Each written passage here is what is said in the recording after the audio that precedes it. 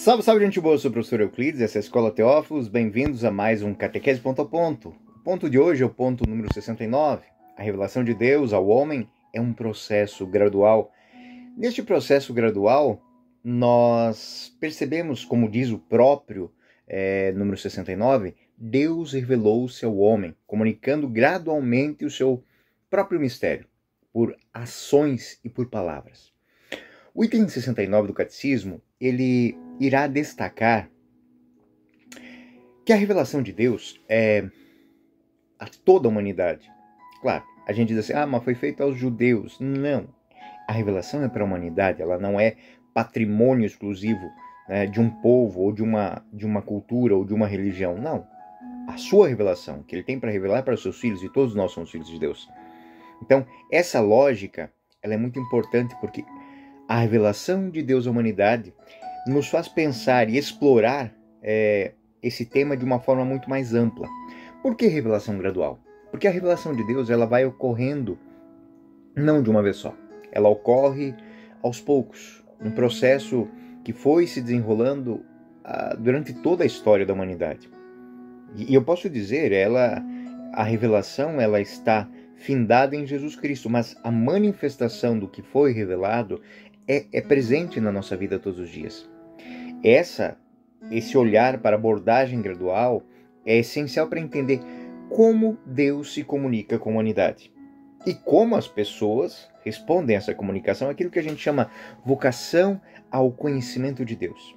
Primeiro, nós temos que tomar consciência de uma coisa que está inserido dentro dessa lógica: o mistério de Deus. Ou seja, o mistério de Deus ele é central à fé cristã, né?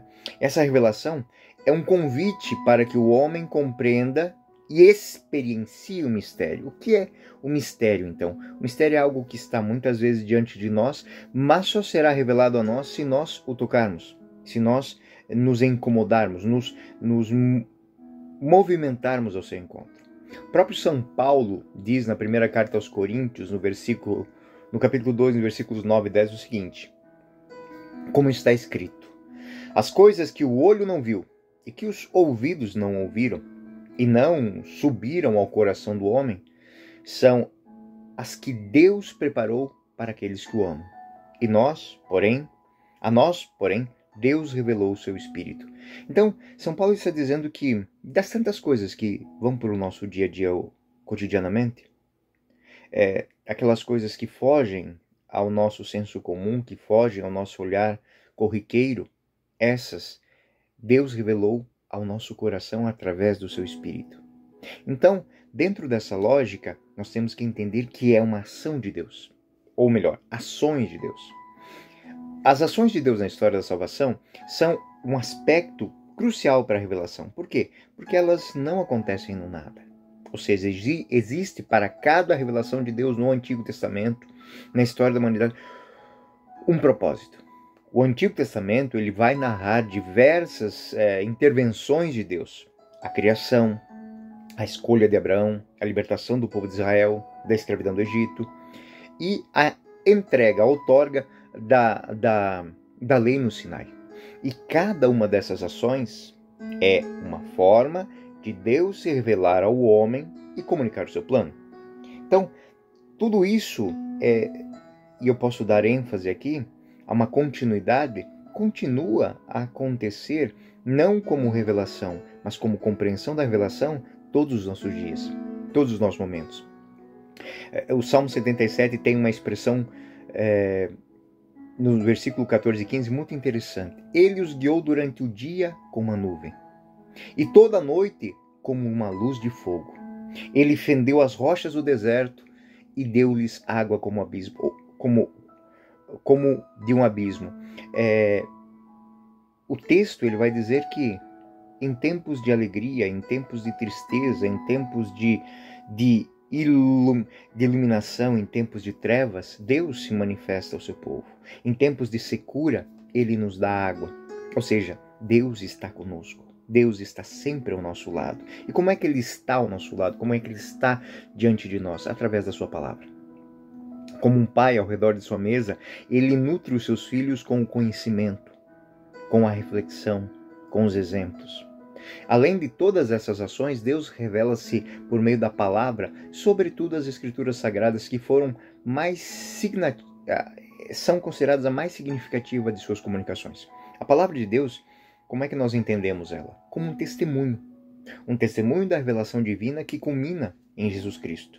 Ou seja, o que levou aqueles homens a escrever essa revelação, a colocar no papel essa revelação, não é meramente política, estrutura cultural, não. Estrutura linguística, não.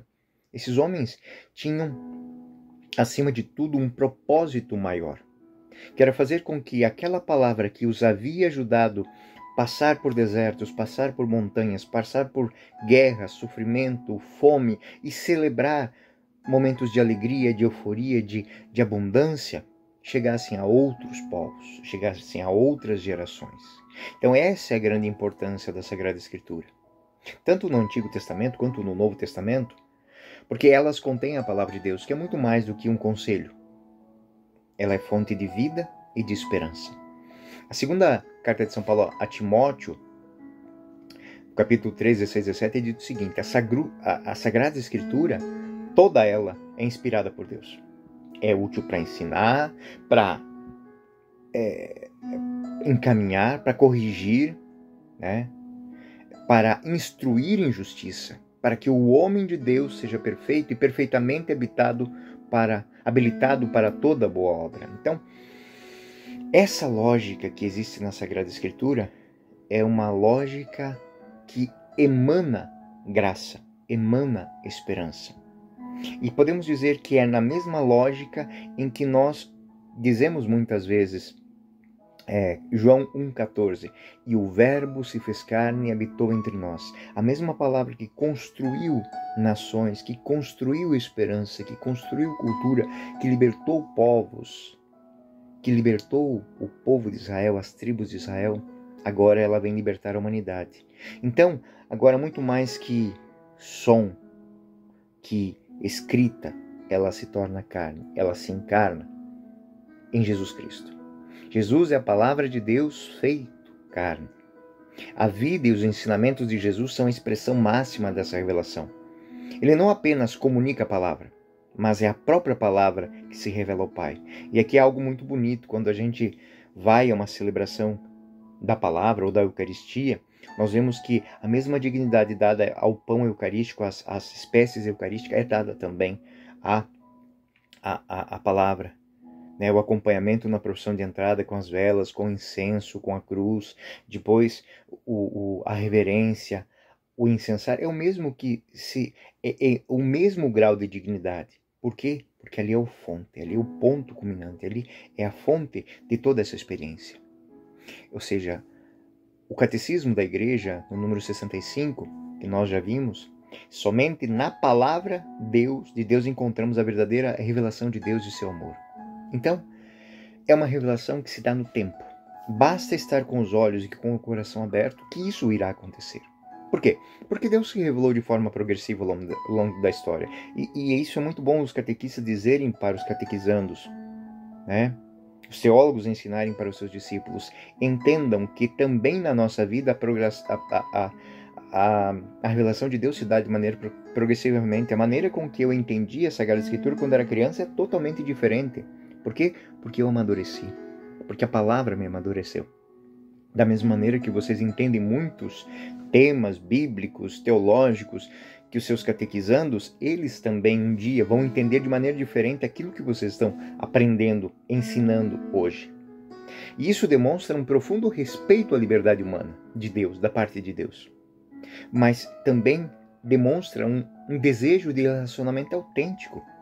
Não é falar, não é ensinar ao bel prazer de falar e ensinar, mas é esperar o tempo em que aquelas palavras que caíram no coração se sedimentem.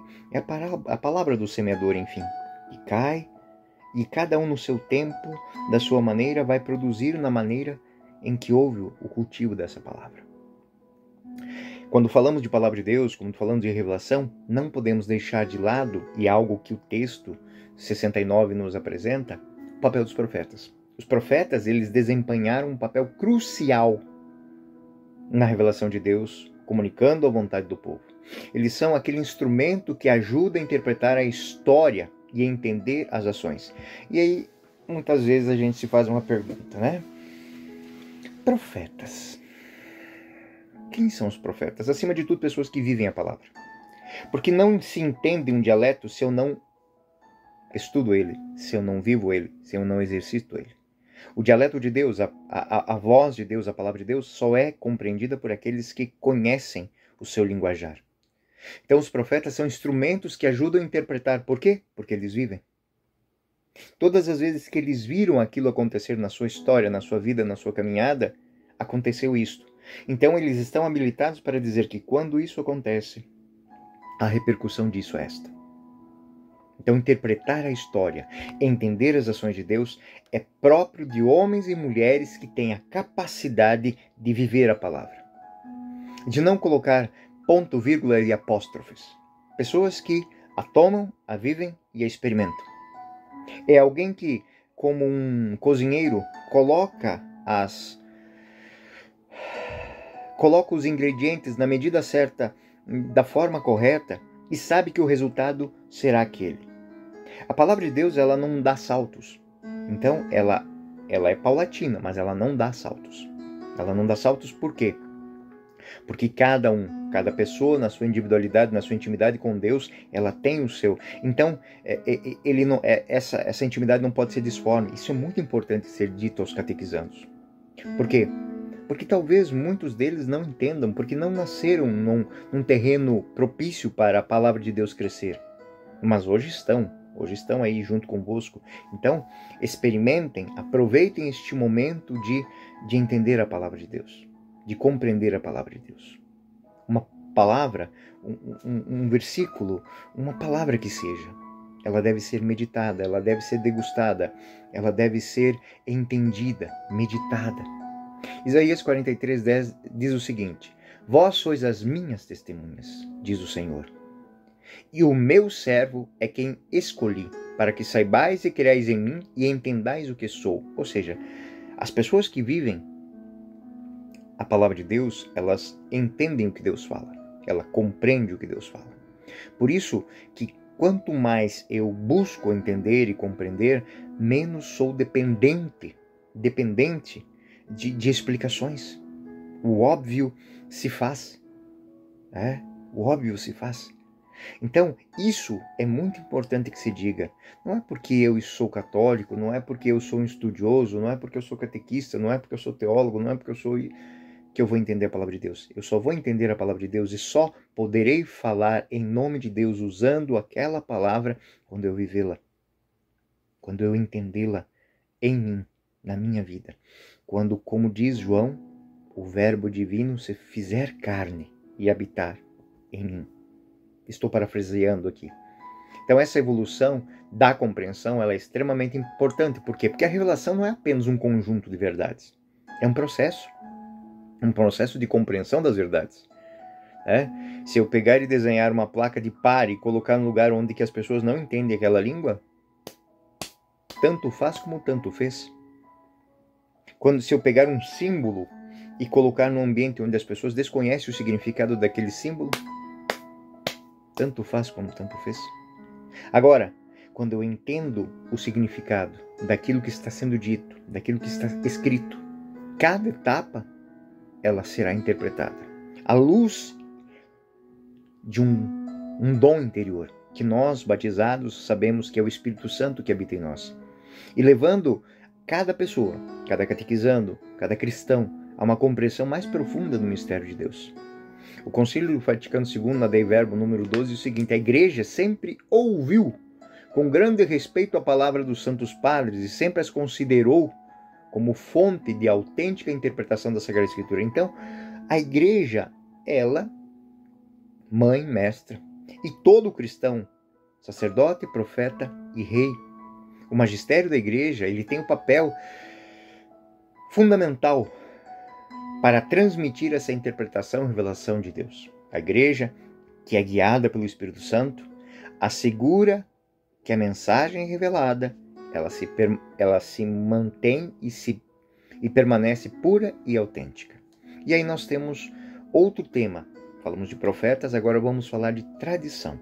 Tradição da igreja completa uma revelação. Talvez isso é uma das coisas que não esteja mais sendo respeitado. A tradição da igreja, ela complementa a revelação. Por quê? Porque a maneira com que nossos pais, na fé, viveram esta verdade vai determinar como nós a recebemos. E a maneira com que nós a recebemos e entregamos à próxima geração vai mostrar que ela chegou até nós. Eu digo que existem muitas comunidades já pelo mundo em que é necessário uma reevangelização. Porque se perdeu o quê? A tradição, se perdeu os costumes, se perdeu o entendimento, se perdeu a essência do porquê das coisas. E isso é extremamente perigoso. Isso é que gera aquela expressão, Deus é tudo igual, é tudo a mesma coisa. Quem diz isso, um cristão que diz isso não conhece a sua fé. Um cristão que diz que Deus é tudo igual, religião é tudo igual, não conhece a sua religião, não conhece a sua fé. É quase que um ato de apostasia, se a gente for pensar. O que é apostasia? É negar Deus. É negar Deus que esteve na história dos seus pais, dos seus avós, da sua fé. E te trouxe até aqui. Eu vejo isso com muito temor hoje em dia. As pessoas acham que tudo é igual. Num local em que tudo se nivela, nós não encontramos tesouros. Nós não encontramos expoentes do profetismo, expoentes da santidade. Porque está tudo nivelado. Não é nivelar por baixo, é nivelar por cima. Vós sois santos, repito, vós sois santos. O nosso ideal maior é a santidade. O Catecismo da Igreja, no número 78, que nós vimos na última aula, ele diz com todas as palavras, a Sagrada Escritura e a Sagrada Escritura, a Sagrada Tradição e a Sagrada Escritura formam só um sagrado depósito, um depósito fidei da Palavra de Deus, que foi confiado à Igreja. Enfim, como entender isso? O item 69, de uma maneira simples, sublinha que a revelação de Deus ao homem é um processo gradual, que envolve, primeiro, ações. Eu quero, eu busco, ele se dá. E palavras. A cada palavra que eu leio na Sagrada Escritura, que eu ouço da Sagrada Escritura, se torna em mim semente de verdade, semente de vida nova. E essa revelação nada mais é que um convite a cada homem, cada mulher, não importa a idade, a conhecer e entender o mistério de Deus que quer se revelar. E esse mistério, ele culmina na encarnação de Jesus Cristo. Se nós olharmos para o período catequético, nós vamos entender isso. O mistério da água, do batismo, ele só será profundamente e aí quando a gente chama de maturidade na fé, batismo, Eucaristia, confirmação. É neste momento em que nós temos a encarnação de Cristo completa em nossa vida. A igreja, ela guiada pelo magistério, pela tradição, ele continua a viver e transmitir essa revelação junto aos séculos. E se fôssemos um pouco mais além, poderíamos dizer que é exatamente na vivência, na defesa, no incentivo de viver essas realidades que nós formamos as comunidades. O ambiente propício para que, como disse lá a parábola do semeador, a semente caia em terra boa e produza frutos. Agora, para todos que estão, catequistas, catequizando, sacerdotes, bispos, papa, como estamos cuidando da terra? Como estamos cuidando das nossas searas? Como estamos tirando a erva daninha? Como estamos irrigando? Como estamos cuidando das ervas daninhas que estão no meio? Os espinhos e abrolhos, como diz a Sagrada Escritura. Porque é nessa terra, e é só nessa terra, que nós vamos produzir frutos. Então, eu vou ampliar, como estou fazendo nesses últimos, aqui um pouquinho, a nossa pesquisa. O número 69. Ele vai falar de algumas coisas mais subliminares, ou seja, mais intrínsecas, que não são tão evidentes. Primeiro, a revelação como algo da natureza divina. A revelação entendida como um ato do amor de Deus para com a humanidade. Esse amor é expresso por meio de ações e de palavras que visam conhecimento e comunhão com Deus. A revelação não é, portanto, nenhum conjunto de meras informações, é um convite. A revelação pessoal, o entendimento profundo do magistério. Por isso que eu digo, quem vai estudar teologia para fazer diletantismo não vai entender nunca a sua missão como filho de Deus, como caminhante do reino de Deus. Vai ter conhecimento. Vai ser aquela pessoa que vai sentar numa cátedra e vai dizer assim, Deus é, mas ao final daquilo, nada foi semeado. Revelação, portanto, é um relacionamento. Revelação de Deus é, na essência, um relacionamento entre Deus, que se revela, com o desejo de estar comigo. Deus não se revela como uma entidade distante, né? Então ele não é o inominável, ele não é o intangível, ele é Pai. Pai de todas as criaturas e quer ser reconhecido como Pai. Abá, papaizinho, como diz Jesus. A carta aos Hebreus, no capítulo 1, versículo 2, expressa essa ideia de afirmar que o que Deus falou, muitas vezes de muitos modos, como diz o texto, aos pais, culminando a sua palavra final em Jesus Cristo. Havendo Deus antigamente falado muitas vezes, de muitas maneiras, aos pais pelos profetas, nesses últimos dias, falou pelo Filho. Nesses últimos dias, Deus está falando a nós, a mim, a você, em cada celebração, em cada leitura da Sagrada Escritura, no silêncio do seu quarto. Está falando a você, no seu coração. É Jesus Cristo que está ali. E nesse processo gradual, ocorre que em diferentes etapas e momentos históricos, a abordagem é fundamental para a compreensão da revelação entre Deus e o homem. Pois essa revelação, ela reflete o respeito de Deus pela liberdade humana. Deus não está impondo, Ele está propondo. Deus não está mandando, Ele está chamando. Esse respeito de Deus pela dignidade dos seus filhos, ela é tão bem quista e tão bem vista nas parábolas do reino. O filho pródigo, que beleza aquilo, né? Vai, vive a vida. Experimenta viver sem mim. Pai, eu sou um pecador. Não me trates como teu filho, te trate como servo. O fato é que não tem, o pai não vai mudar a dignidade do filho. Túnica, anel, sandália. Túnica, revestido da dignidade. Anel, revestido do poder novamente. Sandálias. Deus não rouba a liberdade de ninguém. A dignidade é plena e sempre será. Isso desde o antigo até os dias de hoje, até este momento que estou falando com vocês. Nada mudou aqui. Então, se olharmos para o Antigo Testamento, essa paulatinidade, o Antigo Testamento revela em Isaac, Abraão e Jacó como Deus se manifesta. Como Deus tem um plano, como Deus apenas diz, vai, deixa tudo e eu te farei. Ele tem uma promessa e ele cumpre as suas promessas. Ora, Senhor, disse a Abraão, sai da tua terra, da tua parentela, da tua casa do teu pai e vai para a terra onde eu te mostrarei. E aí Deus faz aliança com quem faz isso. Quantas coisas não mudam na nossa vida, na nossa história, na história dos seus catequizandos, na sua vida, porque você não muda, você continua fazendo as mesmas coisas, com os mesmos defeitos e não para refletir nisso. Se você faz sempre a mesma coisa, isso é física. Se você faz sempre a mesma coisa, o resultado sempre será o mesmo.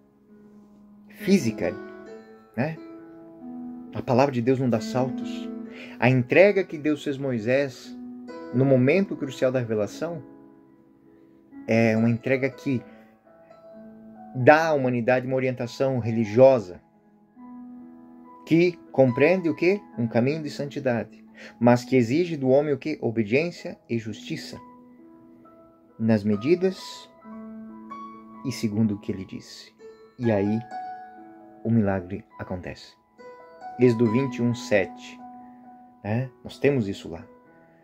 Os 10 mandamentos são apresentados, então, dentro dessa paulatinidade, como uma forma de Deus comunicar o seu povo e estabelecer o caminho. Né? O caminho para a vida nas comunidades em relação ao sagrado. E tudo isso vai culminar no quê? Nas promessas do Messias. Isaías 9:6. Porque um menino nasceu, um filho se nos deu, e o principado está sobre seus ombros, e ele se chamará o seu nome maravilhoso, Conselheiro, Deus forte, Pai da eternidade, Príncipe da paz. Ou seja, ouvi, fiz, espere a manifestação. Ela vai acontecer. A revelação de Jesus Cristo é o ponto mais elevado. Isso na sua vida, você está escutando a palavra, talvez como apenas um estudante, você ainda não entendeu aquilo como um chamado, você não entendeu aquilo como um convite a uma experiência de Deus. Quando você entender isso, nós passaremos da revelação à promessa, e da promessa ao cumprimento da promessa. Não sou eu que vivo, é Cristo que vive em mim, de São Paulo. Então, aquela palavra que eu tanto ouvi se encarnou em mim. Perdoai os vossos inimigos, amai os que vos perseguem. Enquanto isso estiver só numa folha de papel, ou nos seus ouvidos, ou na sua memória, isso. Agora, quando você colocar isso na sua vida, aí a mágica acontece. A graça se manifesta. Você terá força para viver o que você está se propondo a viver. Você terá coragem de viver o que você está se propondo a viver.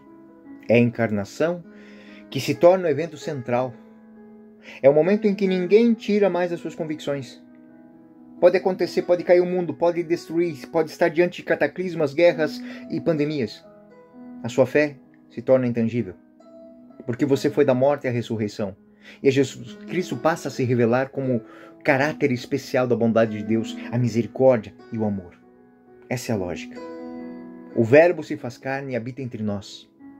E nós passamos a ver a sua glória.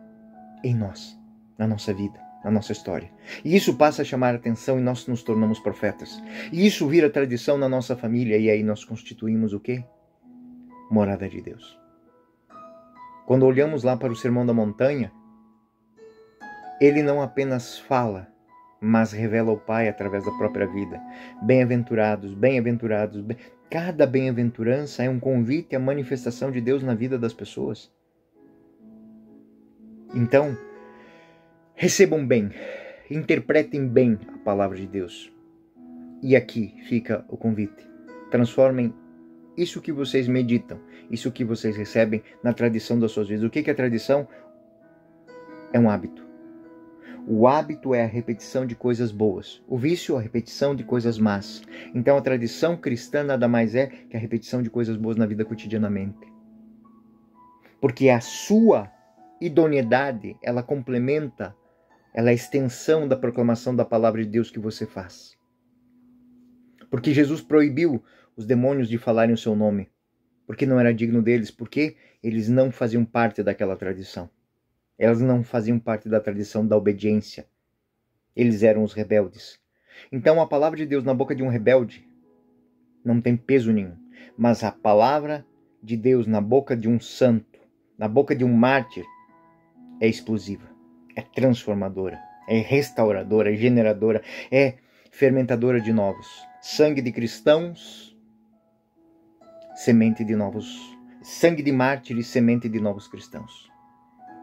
Então, o magistério, ele nos guia, nos convida a interpretar as Sagradas Escrituras e aplicar a sua mensagem na nossa vida, com cotidianidade, gente.